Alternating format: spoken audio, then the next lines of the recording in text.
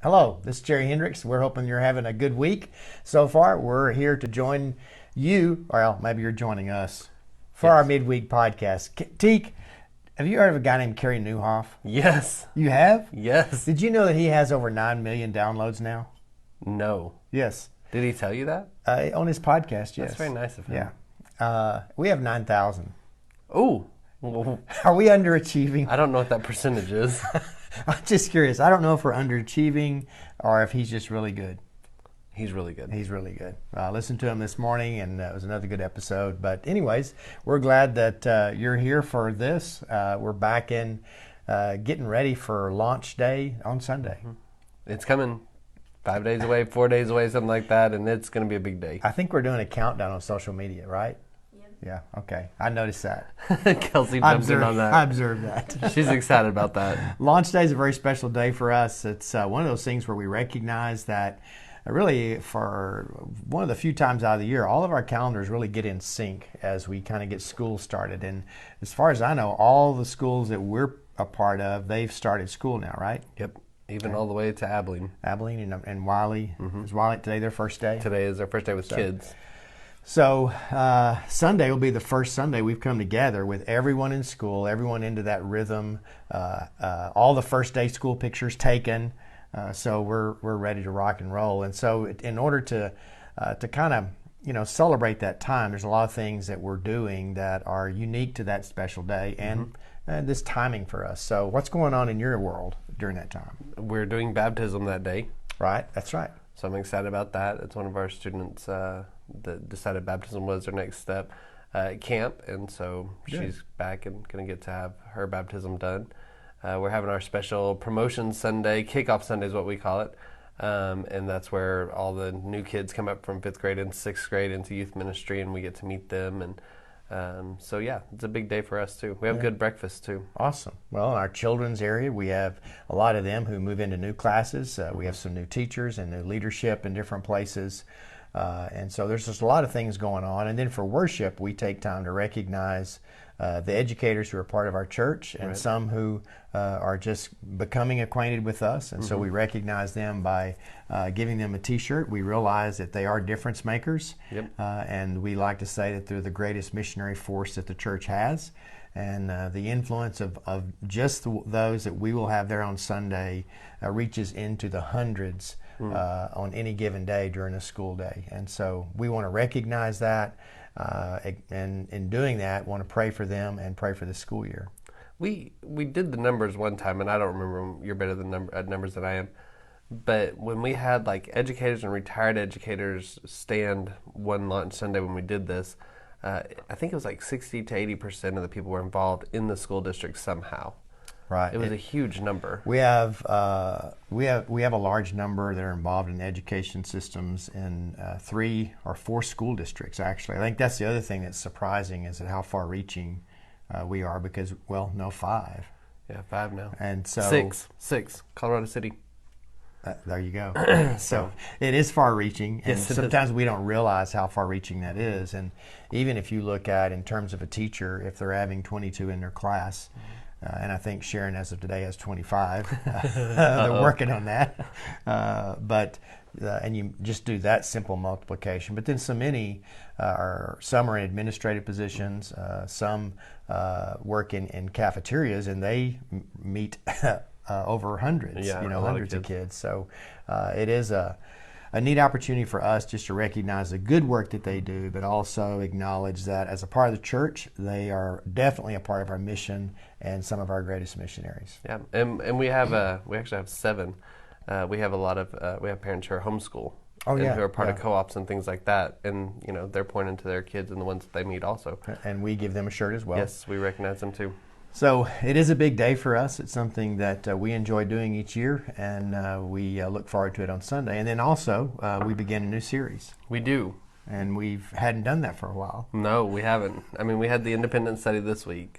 Right. We a lot of times what we'll do, and I think the week you were gone, I sort of explained the way that we create sort of a calendar of conversations throughout the year with certain focuses outside of the the Christian calendar, the Advent and the Easter time. But so we do have those Sundays where we do have a break, and we'll do an independent study. This week I did the healing of the paralytic that was lowered through the roof, and that was really kind of help us to set this week up, really, and it's not a passage that I had preached on before, and gives us an idea of kind of our responsibility, or the great lengths that we ought to be willing to go to help people be introduced to Jesus. Right. That was a fun Sunday. It really was a good worship. We still had a lot of folks who were traveling and kind of waiting for that the syncing up to happen. But it was a good day of worship. We've had several comments about that. And I think it's just part of us, part of that is us just getting kind of tuned into this good rhythm that we have going into the fall. Did our numbers bump any with it being Sleeping Bag Sunday? No, but there were a larger number of sleeping bags here than normal. Than normal? Yes. I figured out at some point, well, I guess it was on Thursday, that Teak had sabotaged me from our previous podcast. And so I was getting several texts about Sleeping Bag Sunday, some photographs from my friends, the Mays, Stephen and Ashley Mays kids, all brought their sleeping bags. So there were some who participated. Yes, it was fun. And I don't know how you describe Teak sometime. Ornery would be one way, but that was a pretty good one. I got it from Stacy. She was the one that on the way to school, she was listening to podcasts, and she said, "I think Sleeping Bag Sunday is a great idea." And I don't think we ever said that, but she interpreted that out of the podcast. Well, I can't wait for Stacy to help us do one of the messages one Sunday. P3 Sunday is about the only time I can get her to do anything for that. But because you did ask her last week, you said, and I don't want to say no for anybody, but I said she wouldn't do it. And then you asked her, and I had said nothing to her, and she goes, "Nope." So, she was pretty quick with that. But she's I'm assuming now that she's warming up to the idea. That's a big assumption. It is.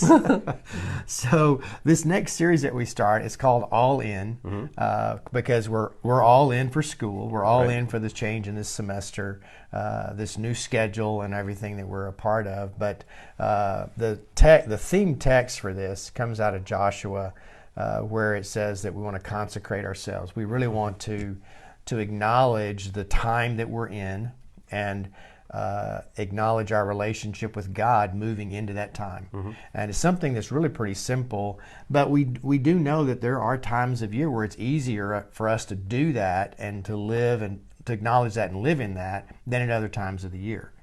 Yeah, it becomes that kind of that seasonal thing for us, kind of like at Thanksgiving you get there and it's easier to talk about gratitude and think about that. This is that time where we think about we're all back together and we're able to focus on getting back to, I guess, our faith in a sense. I mean, sure. A lot of times it's easy to drift in summer. It's easy to lose track of days, even, when we're here Monday through Thursday and then Sunday's coming and it almost hits you out of nowhere and you don't realize it. That's true. With camps and everything. Hey, and I don't know if you knew this, but I wasn't a very good student. No, I didn't know that. I was a good kid. I didn't get in trouble. Right. I just didn't make good grades all the time. That doesn't mean you were a bad student. But every year at this time, I had the best intentions. I was all in. I had high goals. And then it went downhill. And I got worn down quick. But so I think, some of that is kind of what we deal with in trying to understand what it means to go all in. And then specifically, though, how we go all in our relationship with Christ. And we see that different in every person's life. We've had the opportunity to watch the one that we're going to be baptized in Sunday, to grow in her faith over the last semester and through summer. And other kids that you're going to be asking to step into leadership. That's going to be a part of them going all in on their faith and so seeing some demonstration of what that looks like in their life. And so all those things are important, and it's fun for us to be able to talk about that and sort of even be accountable to a certain degree as we start the year together for all that those two words might mean to us. Well, and with baptism, that's what I've been talking about with students, is that's your first step in going all in. Like you definitely choose to follow Christ, you ask Him to forgive your sins, but then that first step in following Christ is baptism. And we talked about that with Philip and the Ethiopian in youth several weeks ago, that's the first thing he did. Peter and Cornelius. I mean, that's your first step, and that's signifying to the church that you're all in. Right. So as we go into this series, any idea what we're going to be talking about? Or who we're going to be talking about? If it was me and I was developing it, I would definitely talk about Shadrach, Meshach, and Abednego. Why would you do that, T? Because they're all in. They are all in. We're going to be talking about the fiery furnace on Sunday. Yes. And just that whole encounter, I think you see it's a great story, but there's so many parts to that story. I was describing it or making Lisa aware of that yesterday so she could have the kids' stuff ready. But I realized I need to be specific on what I'm going to be talking about from his life, because there's a lot from those first 3 chapters that really are teachable lessons for us, and just his character, the way it's revealed in that context of the world that he was in at that time. Right. But specifically, we're going to be talking about them, Shadrach, Meshach, Abednego, going all in and experiencing the fiery furnace. Someone else in there with them. Yeah. And then the other 2 lessons that we're going to be doing, we're going to be looking at a lesson from the life of Elisha, right, and where he kind of came to a place where he went all in, and he burnt the equipment and said, we're going to cook some meat. Right.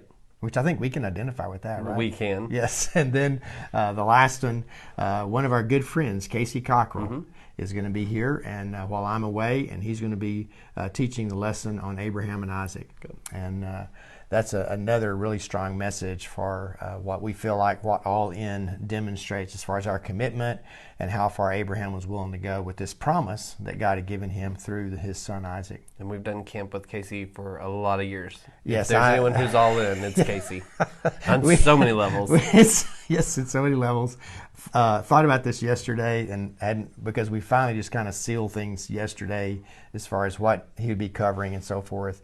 And then I remembered that our kids are with him that first week of camp. So we've got, if they're all here, over 30 kids who are going to be very familiar with Casey, and whatever that means. It's going to be interesting. I hate to be gone. Next level. I'm so glad that we'd have YouTube Live so I can watch part of this and see how things go. But anyways, we're looking forward to this Sunday. There's a lot of good things that are going on. We get our ministries kicked off in just a few weeks. Kind of roll into that in some ways. We're having a launch party on Wednesday night for our children and youth ministry. That's going to be in the basement. Fellowship Hall. Same thing. It is the same thing. Safest place in town if there's a tornado. It's the safest place. And so that'll be sort of the official start of our summer. That will be September the 4th. So a lot of things happening. Be sure and follow along with us on our social media. Facebook, Instagram, and Twitter are the best ways to stay connected with all the activities that are going on, making sure you get the schedules right. And then also you can be a part of our conversation on a regular basis, either through these podcasts or YouTube or the social media as well. But we're glad that you've joined us in this format. Teek and I love getting to do this, and we've been kind of all over the place, I guess, in some ways today. But just kind of describing what our fall semester is going to start off like, and then what it starts to look like throughout the semester. So appreciate you folks joining us, and we look forward to seeing you on Sunday because it's Launch Sunday. And I'll be there. And Teek's going to be there. See ya.